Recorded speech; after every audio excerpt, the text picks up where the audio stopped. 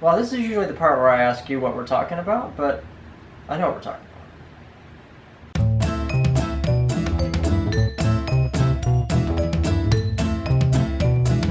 Alright, so you ready, Garrett? Yeah, I don't know what we're doing. Let's talk about Neil Patrick Harris as Count Olaf. Let's back this up for a minute. Okay. Do you remember Jim Carrey's Count Olaf? In fact, it's right there. Now, see, this is a good movie. It's an underrated movie. It's underrated, but it's an excellent movie. It's really good. I enjoyed it. Yeah. Especially the special features, where he's like getting into character. Oh, man. It's good. Jim Carrey was an excellent Count Olaf. But, now we gotta get serious. What was he missing? He wasn't menacing enough. Mm-hmm. Or evil enough. Correct. Or cruel enough.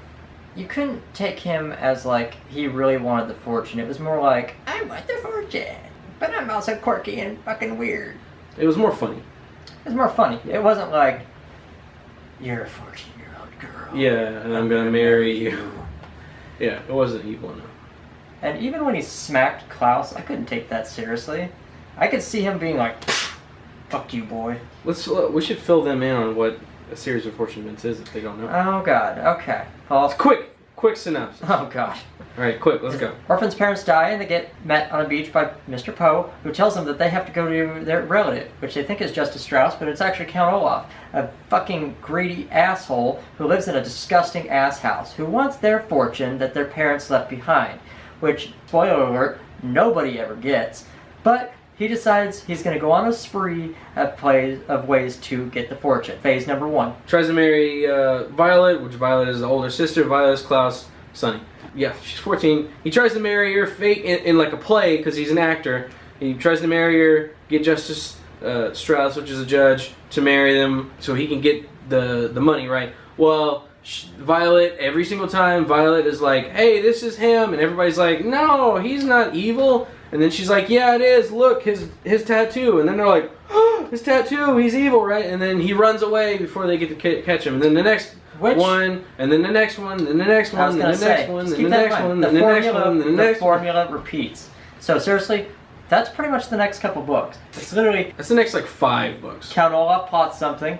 The kids try and prove it's him. Nobody listens to him until it's already too fucking late. Until it's already too late, then they're like, oh, look, he's him. a man, or he's, he's got a tattoo, and he's got a really leg. And, like, an example was, that's not Count Olaf, that's a woman. Clearly that's a woman. No, we are talking about it like we hate these books.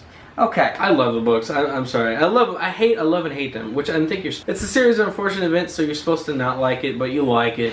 You know, I've been thinking about that recently, actually, now that you mention it. Yeah. I don't think you're supposed to hate it. I think it's supposed to be a love-hate thing. Because he tells you in each synopsis, don't read this, it's going to be disappointing. It's going to, you're going to be mad. Which is true. When you start those books, you're like, oh, I love these books. They're good, they're so good. But when you get to that 13th book, and you have all these questions, more questions than Lost had that didn't answer, you're kind of just like, where's the end of this? What is the point? Put that back on. But we digress. That's the story. That's the backstory. If you haven't read the books already, go read them. They're pretty fun. Just know you're in for disappointment. They're especially good. if you're like 13 years old. Oh, that's ironic because there's 13 books. So they had the books, and then they made the movie with Jim Carrey in it. It didn't do as well as they wanted it to do, so they never made a sequel. The movie is like book 1, 2, and 3, but jumbled together. But if I really liked it. Yeah, it was I thought it was awesome. But they never made a sequel, even though there were several things online trying to get a sequel made. Never happened. I would have been fine with a claymation. Oh, yeah, like a stop motion, like Tim Burton. Yeah, they could have done that for all of them. Because if you watch the main title screen of the movie, you see like the cartooning, like he's got the puppets and just, that would have been awesome. They never made a sequel, but until recently. Which, last year they released this trailer, and it looks so good. And they're like, okay, here comes the series of unfortunate events. But not even a week later, they said, okay. Netflix is like, no, this wasn't us. This was a fan-made thing. That's only if you're dumb. Yeah, if you're dumb. You believe that crap. Because first off, the number one thing we have talked about in this video so far is Lemony Snicket, the writer of the books, tries to get you not to read the books. Yeah. He tries, but you know you're going to read the book anyway. So wouldn't it make sense to make a trailer that was damn good, like the Leech and the VFD and everything? Yeah. They had everything in this trailer. Wouldn't it make sense that they were like, this isn't ours. Don't watch that. That's not us. The thing that tips me off about it is that, one, this trailer that came out last year was published on a YouTube channel that had one video on it, and it was this one video. Yep. And the name of the YouTube channel is, what's her name? Eleonora Poe. Eleonora Poe. Which is Mr. Poe's. But she's also the writer for the Daily Punctilio. Which is the newspaper that's in the story. So, just those facts right there. I mean, come on.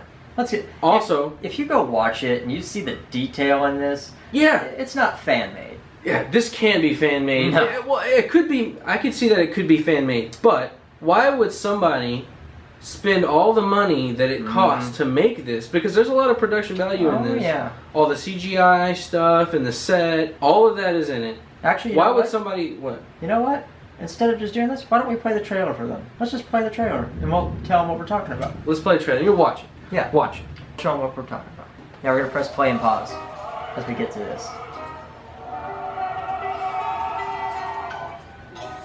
Okay, eyeball. Snake. Georgina Orwell. Crow. Books. Heather Glasses. The dirty dishes. The Leech. Like the most Leech. Which, look at the detail. And that. That hair, though, something unfortunate is coming. And first off, I'm pretty sure if that was fan-made, Netflix would have sued them. Don't you think? Yeah, that's why I don't think it's fan-made. There's too much production value in it. That's where we're going with this, actually, because what came out this week is rather surprising. This week, a very interesting picture came out, which literally makes you not double take, but like triple take, because unless you know what you're looking at, you won't recognize it. But essentially, look at this photo. Do you know who that is? I'll give you 3 seconds. 3, 2, it's Neil Patrick Harris as Count Olaf. Yeah. Can you believe that? Did you not know that he was cast as it? I knew he was cast as it, but I didn't know he was going to look this wonderful. Yeah. He is Count Olaf. Like, if you look, that looks legit. If you look at the books and then you look at him, that is Count Olaf. Yeah. I can't wait to see the other characters. Oh, yeah. Just the idea of the show. Well, and Netflix has been awesome with like Daredevil. Well, here's the more interesting thing I'm concerned about. I mean, I wouldn't have a problem with this. I really wouldn't. Are they going to do it each season is about the Maybe. book? That'd be kind of cool. But that means it'd go on for 13 seasons. True. Which seems like a little bit much. What if they did like 2 books a season? Okay, see, I could do that. 2, 4, 6, 8, 10, 12, 14. Yeah, see, that'd be only about 7 seasons. 8 seasons. That wouldn't be so bad. 7. Maybe about 7, 8, 9. 7 seasons. Yeah. Well, they could probably reach out to an 8, but if you think about it, the books get bigger. Yeah. So, I mean, I could see how the bigger books actually become... But like the little ones. The little ones, you could scrunch like 4 of those in one season. But yeah, so that's a new photo. I'm liking where this is going. You know, as soon as they said Neil Patrick Harris was Count Olaf, I was like, yup. Neil Patrick Harris has not disappointed me to this day. First off, he's immortal. Because if you look at a picture from Doogie Howser and now, he's exactly the same. But How I Met Your Mother, he's an awesome playboy. And Doogie Howser, he was an awesome doctor. All the Harold and Kumar movies. He is literally the perfect actor. Anything he's in, I'm down to watch. And not only that, but if he's playing one of the main villains, that picture of Count Olaf, and then you compare it to this one, and then you put it together, that is the menacing character of Count Olaf. And the fact that Neil Patrick Harris is doing it, you know he's going to be evil, but you know he's going to be a little quirky, because it's Neil Patrick Harris. So I'm so excited. This can't come out soon enough. I can't wait for it to come out. It's going to be awesome. I will watch the crap out of that.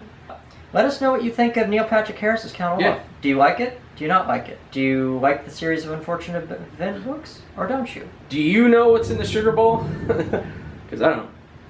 Do you know why Count Olaf said that when they accuse him of killing the parents, that he says, "You know nothing"? Do you know why he says that? Do you know why? Comment down below. I don't know why. Like it if you like it. You don't like it. Subscribe below. Don't like and don't subscribe below. What do? What are you, Lemony Snicket? I'm warning you, don't do it.